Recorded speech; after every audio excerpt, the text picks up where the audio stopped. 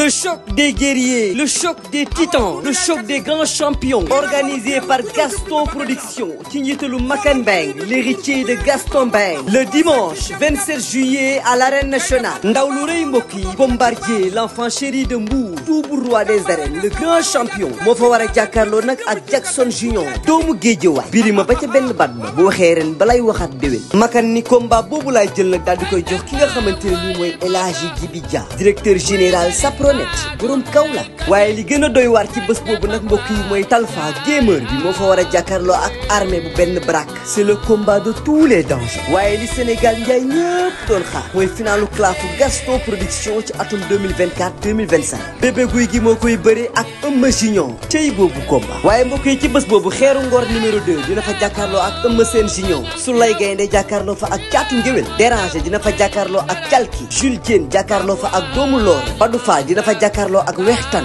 Sores numéro 2 jàkkaarloo fa ak Soga Door. Omar Sita jàkkaarloo fa ak Tafa Junior. Sponsor leader Makane 1xBet. numéro 1 du Paris sportif. Les Alip. Chocolat Delia. King Boisson. Dibiterie Ouba. Restaurant Le Calo. Entrée supporter mu ne 3000 francs. Annexe loge 10 000 francs. Loge officielle 30 000 francs. mbokk yi bu na ko kenn nettali. lamb ji nag en live pay per view ci seen affiche.com ngeen ko mën a seetaan. 5000 francs pour yéen ñi nekk Sénégal wala yéen ñi jënd ak les paiements locaux. 11,99 pour yéen ñi nga xam ne yéen a nekk ci diaspora bi wala ngeen di fay ak seen carte bancaire. cey Makan Bang lu waay doon lu mu dëgër moo tax le 27 juillet arène nationale B ku fa dem xam ni ndaanaanee jur ndaanaan.